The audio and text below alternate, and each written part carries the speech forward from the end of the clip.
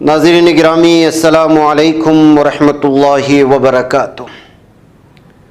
سیدھی بات کے تازہ ترین پرائم ٹائم میں آپ لوگوں کا استقبال ہے۔ ناظرین گرامی، میں انصار عزیز ندوی اس وقت آپ لوگوں کے سامنے کچھ اہم ترین خبریں، کچھ وائرل ویڈیوز اور کچھ تنقیدی تجزیے لے کر کے حاضر ہوا ہوں۔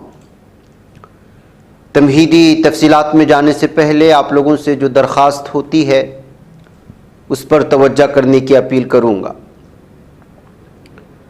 ناظرین گرامی، آج جمعہ کو بھی غزہ کے پٹی پر اسرائیلی فوج کی بربریت اور جارحیت کا سلسلہ جاری رہا۔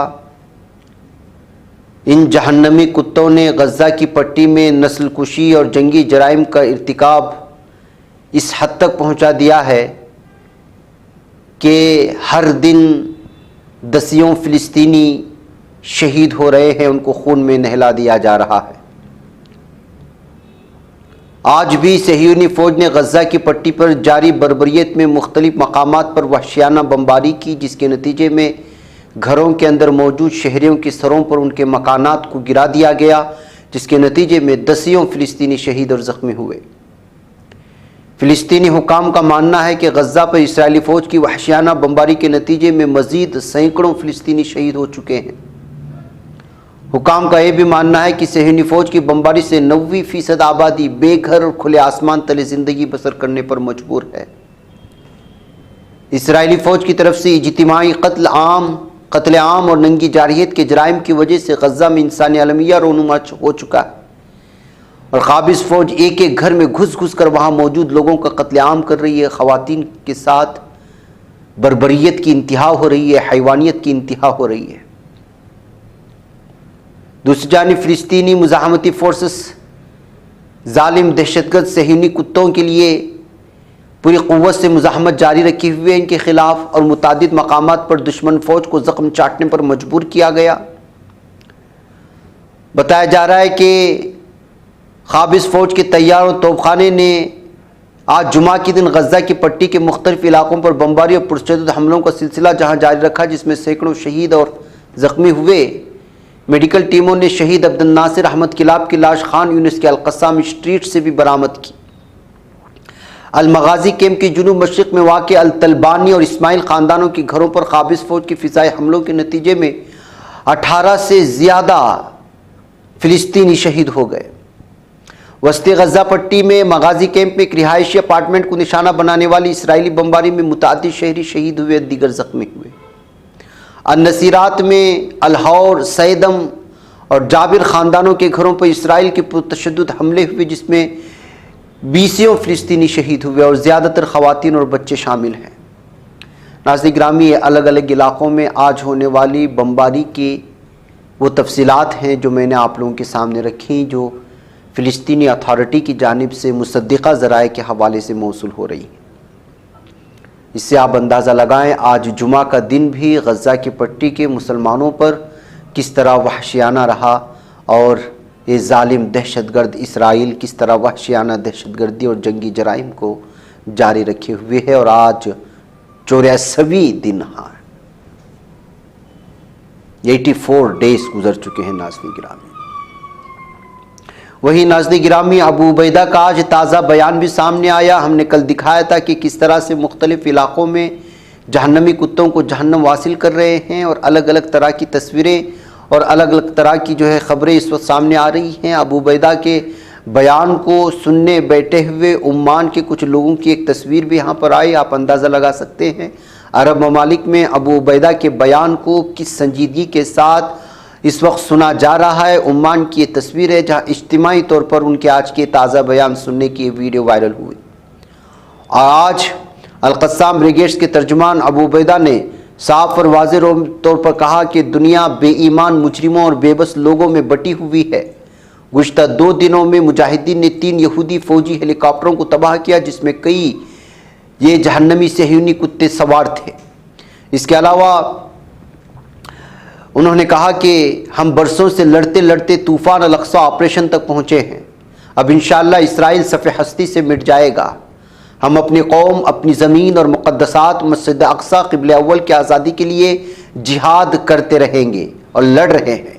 اسرائیل سے کوئی بات نہیں ہوگی، کوئی ڈیل نہیں ہوگی جب تک اسرائیل غزہ پر مکمل طور پر درندگی بند نہیں کرے گا۔ اسرائیل نے جو غزہ کا نقصان کیا ہے اس کا ہرجانہ ادا کرنا ہوگا۔ امریکہ اور دنیا کی صہیونی جو چاہے کر لے، اسرائیل کو زوال سے نہیں بچا سکتے انشاءاللہ۔ تاریخ شاہد ہے، مظلوم اللہ کی مدد سے ہمیشہ جیتے ہیں۔ انشاءاللہ غزہ کے مظلوم مسلمان بھی جیتیں گے۔ غزہ کے عظیم مسلمان انشاءاللہ سروں کو بلند کر کے کامیاب ٹھہریں گے۔ یہ کہتے ہوئے ابو عبیدہ نے آج اپنے مخصوص جمعہ کے خطاب میں الگ الگ انداز میں تفصیلات فراہم کرنے کی کوشش کی تھی، اور اس میں انہوں نے وہ تفصیلات بھی فراہم کی کہ انہوں نے اتنے دنوں میں کتنے بختر بند گاڑیوں کو، فوجی ہیلی کاپٹروں کو اور فوجی گاڑیوں کو، سواریوں کو اور مختلف قسم کی بسوں کو انہوں نے نشانہ بنایا، اور اس میں کتنے صہیونی کتے جہنم حاصل ہوئے، اس ساری تفصیلات وہ رکھنے کی کوشش کر رہے تھے۔ تو ناظرین گرامی، اب تک کی جمعہ کے دن کی یہ تازہ غزہ کی پٹی کی تفصیلات ہیں جو میں نے آپ لوگوں کے سامنے رکھنے کی کوشش کی۔ وہیں پر ناظرین گرامی ایک اور ویڈیو آ جائے، اب ظاہر سی بات ہے کہ نئے سال کی آمد ہے، مختلف ممالک غزہ کی پٹی کی حالت اور مظلوم لوگوں کی چیز دیکھ کر کے جو نئے سال کی آمد کے موقع پر جشن منائی جاتی ہے، عیاشیاں کی جاتی ہیں، ان پر روک لگائی جا رہی ہیں، پٹاخے پھوڑنے پر پابندیاں عائد لگائی جا رہی ہے، پٹاخے جلانے پر۔ اسی طرح ایک ویڈیو بھی لندن کی گلیوں سے اس وقت آ رہی ہے جہاں پر ایک تمثیلی مثال بنا کر کے بتایا جا رہا ہے کہ قتل عام کے درمیان میں آپ کس طرح جشن منا سکتے ہیں، جشن نہیں کریں گے، کہتے ہوئے بھی اس وقت ایک احتجاج کی یہ تصویر آپ ہمارے اس میں دیکھ سکتے ہیں۔ ناظرین گرامی، غصہ ہر طرف ہے، ہم لگاتار آپ لوگوں کے سامنے مختلف بستیوں سے، مختلف ممالک سے آنے والے احتجاجی ویڈیوز آپ کو دکھاتے ہیں جو ہمیں پرسنل بھی بھیجا کرتے ہیں اور مختلف سوشل میڈیا میں بھی یہ شیئر ہوتی ہیں۔ ناظرین گرامی، ادھر کورین پاپ سنگر داؤد کم کے اسلام قبول کرنے کی خبریں آ رہی ہیں، جو عمرہ کے لیے پہنچے تھے مکہ المکرمہ میں، تو ان کی یہ تصویر اس وقت الگ الگ تبصروں کے ساتھ شیئر کی جا رہی ہے۔ آپ کو معلوم ہونا چاہیے کہ اس وقت دنیا میں سب سے تیزی کے ساتھ پھیلنے والا کوئی دھرم ہے، کوئی مذہب ہے تو وہ اسلام ہے، اور حالیہ دنوں میں سب سے جن کے لاکھوں فالورز ہوتے ہیں، کروڑوں فالورز ہوتے ہیں، ان کے ایمان لانے کی خبریں وہ بہت ہی زیادہ مسرت بھری ہوتی ہے۔ ظاہر سی بات ہے کہ جب آپ کسی کو فالو کر رہے ہیں، وہ ہزاروں کی تعداد میں ہو اور وہ شخص اسلام لے آئے، تو اس کا اثر کس قدر پڑتا ہے یہ آپ بہتر انداز میں جانتے ہیں۔ ایک طرف کورین پاپ سنگر داؤد کم کی یہ تصویر سامنے آئی ہے، جس نے شیئر کرنے والے مختلف ذرائع اور مختلف میڈیا پلیٹ فارمز نے اس بات کا دعویٰ کیا ہے کہ یہ کورین پاپ سنگر داؤد کم ہے جو اسلام قبول کر لیا اور عمرہ کے لیے چلے گئے، تو وہاں سے ان کی تصویر وائرل ہوئی۔ تو وہیں پر ناظرین گرامی، مکہ سعودی عربیہ میں ہی باکسر جیرل ملر نے اپنے 2 بھائیوں کے ساتھ اسلام قبول کر لیا ہے۔ اب یہ بھی انٹرنیشنل سطح کے باکسر ہیں جیرل ملر۔ آپ گوگل میں جائیں گے، ان کا نام اگر آپ ٹائپ کر کے سرچ کرنے کی کوشش کریں گے، ان کی ساری تفصیلات مل جائیں گی۔ الحمدللہ ان کے بھی سعودی عربیہ میں اس وقت اسلام قبول کرنے اور کلمہ طیبہ، کلمہ شہادت کو پڑھنے کی یہ ویڈیو الگ الگ تفسیروں کے ساتھ شیئر کی جا رہی ہیں۔ تو جیسا کہ ناظرین گرامی میں نے اس بات کا تذکرہ کیا، ادھر کچھ دنوں میں اسلام کی طرف بہت ہی بڑی بڑی اور اہم ترین شخصیات، بالخصوص کھیل کے میدانوں سے وابستہ رکھنے والی، تفریحی میدانوں سے تعلق رکھنے والی اور ٹک ٹاکرز جو مشہور ہوتے ہیں یا یوٹیوبرز جو مشہور ہوتے ہیں اور جن کے فالوورز لاکھوں کروڑوں کی تعداد میں ہوتے ہیں، وہ اس وقت لگاتار اسلام کی جانب بڑھ رہے ہیں اور وہ مجبور ہو رہے ہیں قرآن کو پڑھنے کی جانب، اور اسلام اور مسلمانوں پر جو ظلم و زیادتی پوری دنیا میں ہو رہی ہے، ایک مخصوص مذہب کے پیچھے ہی کیوں یہ دنیا کی طاقت پڑی ہوئی ہے، مخصوص لوگوں کے خلاف ہی کیوں اس طرح سے نفرت پھیلائی جا رہی ہے، یہ ان لوگوں کو سوچنے پر مجبور کر رہی ہے کہ آخر کیا ہے اس مذہب میں، کیوں اس سے اس قدر نفرت ہے۔ وہ ان کا مطالعہ کرنے کے قریب بڑھتے ہیں، لیکن وہ حقیقت سے آگاہی ہو جاتی ہے اور پھر ان کے دل ایمان کے لیے کھل جاتے ہیں۔ تو ناظرین گرامی، ایسی ہی کئی مثالیں ہم نے ہمارے پرائم ٹائم میں لگاتار آپ لوگوں کے سامنے رکھتے رہتے ہیں۔ ابھی یہ تو تازہ مثالیں ہیں، اس طرح آتے رہیں گے۔ یہ ساری چیزیں پوری دنیا کو بھی پیش کرنے کی ضرورت ہے تاکہ وہ سمجھ سکیں۔ بہرکیف ناظرین گرامی، آئیے یہ بی جے پی لیڈران جہاں بھی ہیں اور اس قدر گنڈاگردی بھارت کی اگر خبریں بات اب میں آپ لوگوں کے سامنے رکھوں، ایک ویڈیو آئی ہے اس وقت ڈاکٹر سمبت پاترا کی. آپ جو ہے میڈیا میں مختلف چینلوں میں ڈیبیٹ کے دوران چلاتے ہوئے، بدتمیزی کرتے ہوئے اور اپنے ساتھ موجود دیگر ڈیبیٹ میں موجود لوگوں کو ان کو جو ہے بے عزت کرتے ہوئے شخص کو آپ نے دیکھا ہوگا، جو بے سر و پیر کی بات کرتا ہے اور دلائل دینے کے لیے موضوع سے ہٹ کر کے کہیں سے کہیں پہنچ جاتا ہے. یہ بی جے پی کا بدنام جو ہے ترجمان کہہ سکتے ہیں آپ اس کو. بار بار ان کی بے عزتی ہوتی ہے، سوشل میڈیا میں میمز بنتے ہیں ان کے. اب یہ فنکشن میں پہنچ گئے اور وہ بھی بغیر اجازت کے، ان کو بلایا ہی نہیں گیا تھا، انوائٹ نہیں کیا گیا تھا. تو پھر بھری محفل میں ان سے مائک چھین کر کے وہاں کے آرگنائزر نے ان کو ان کی اوقات بتا دی ہے، جو اس وقت الگ الگ تبصروں کے ساتھ جو ہے اس وقت یہ ویڈیو شیئر کی جا رہی ہے. ان کے اچانک بولنے پر لوگوں نے اعتراض بھی کیا اسٹیج کے پاس آ کر کے. پھر اس کے بعد ان سے میچ بھی کھینچ لیا گیا، ان کو صاف بتا دیا گیا کہ آپ کو دعوت نہیں دی گئی، اور اس طرح سے یہاں پر ان کے فالوورز اور غیر فالوورز کے درمیان میں کچھ جو ہے، لیکن اسٹیج کے اوپر ہی مائک چھین کر کے ان کو جو ہے بات روکنے پر ان کی جو بے عزتی ہوئی ہے اس کو لے کر کے اس وقت الگ الگ تبصرے ہیں. ایک طرف بی جے پی اسپوک پرسن کی ویڈیو وائرل ہوئی تو وہیں یو پی کی ایک اور ویڈیو وائرل ہو گئی. یو پی ماڈل دیکھ لیجئے گا کہ جو ہے ترقیات کے نام پر ترقی کے لیے بی جے پی کے اراکین جو ہے ایک اجلاس میں شریک ہوتے ہیں اور پھر آپس میں ہی لڑ بھڑتے ہیں. ایسی کل بھی ایک ویڈیو وائرل ہوئی تھی، شاید ہم نے آپ لوگوں کے سامنے نہیں رکھا، جہاں پر ایک دلت طبقے سے تعلق رکھنے والے ایک شخص نے وہاں کے پنچایت کے صدر سے ایک سوال کر بیٹھا تھا، اور جو ترقیاتی کام نہیں ہوئی تھی تو اس پنچایت کے صدر نے اس نوجوان پر اس کو جو ہے اس کی ذات کی گالیاں دیتے ہوئے اس پر اٹیک کر چکا تھا.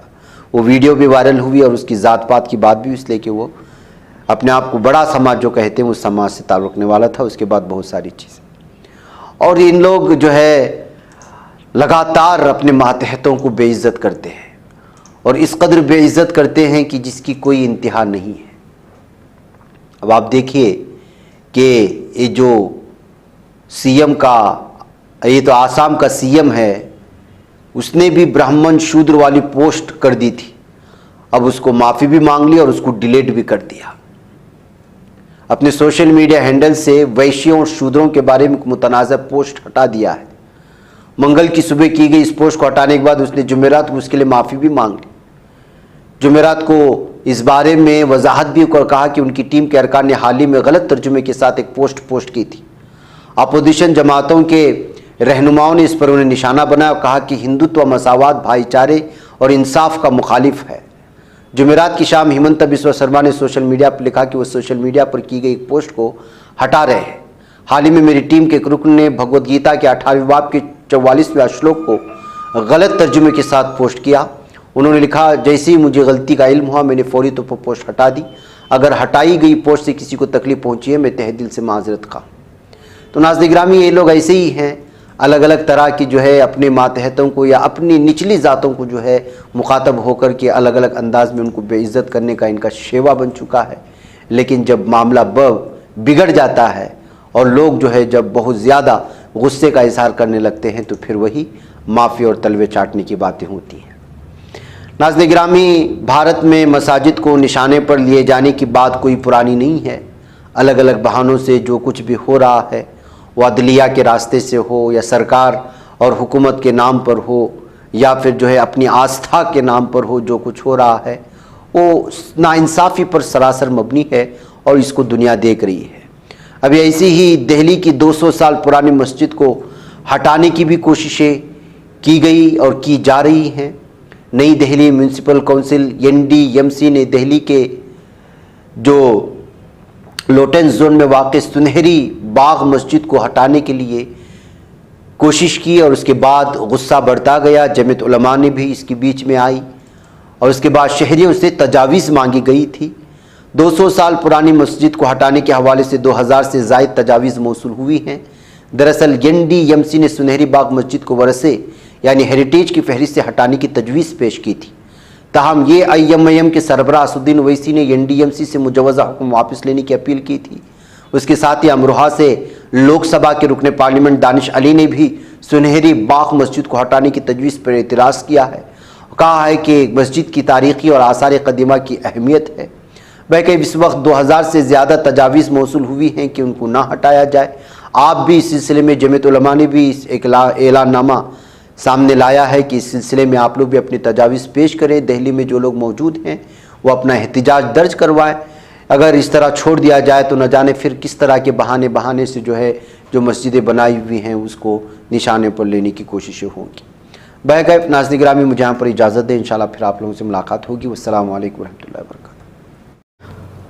آئیے اپنے خوابوں کے گھروندوں کو بابرکت بناتے ہیں، ان کے دیواروں کو قرآن کی آیات سے سجاتے ہیں۔ جی ہاں، دلکش، دیدہ زیب، رنگین و خوبصورت قرآنی آیات سے کندہ تختیوں سے اپنے گھروں کی زینت کو دوبالا کرنے کے لیے ہمیں موقع فراہم کریں۔ شہر بنگلور کے مشہور و معروف عربی و اردو کیلی گرافی شو روم میں ہم آپ کا استقبال کرتے ہیں۔ آپ قرآن کی کسی بھی آیات یا احادیث کی کیلی گرافی کے لیے ہمیں آرڈر دے سکتے ہیں۔ مختلف ڈیزائن دستیاب ہیں اور آپ اپنے ڈیزائن کے تحت بھی یہاں آرڈر دے سکتے ہیں۔ آج ہی تشریف لائیں یا اس نمبر پر رابطہ کریں یا ہمارے انسٹاگرام پیج کو فالو کریں۔ تفصیلات اسکرین پر۔ تکمیلی تلبینہ، طاقت، صحت اور شفا کے لیے سنت اور طب نبوی کا بہترین نسخہ۔ ناظرین، کیا آپ بھی خوشحال مالداروں کی طرح کامیاب بزنس کر کے ہزاروں اور لاکھوں روپے کمانا چاہتے ہیں؟ اگر آپ کی ہاں ہے تو آج ہی سے اپنے علاقے میں تکمیلی تلبینہ کا آسان بزنس کرنا شروع کریں اور چند ہی مہینوں میں کامیاب بزنس مین بننے کے طریقے بہترین تجربوں کے ساتھ سیکھیں۔ بزنس مین بننے کا یہ موقع کہیں آپ کے بھی ہاتھ سے چلا نہ جائے، اس لیے ابھی ہم سے رابطہ کریں۔ 9890963757۔ تکمیلی food products private limited, Malegaon, India. یہ بچ پاتا ہے کوئی صحافی کی نگاہوں سے، ملاتا ہے یہ لوگوں کو محبت کی پناہوں سے۔ کرم اور درد مندی کا ہے ایک سنسار، سیدھی بات عظیمت جرأت و ہمت کا ہے اظہار، سیدھی بات عظیمت جرأت و ہمت کا ہے اظہار، سیدھی بات۔ یہ چینل حق نگر بن کر کچل دیتا ہے فتنوں کو،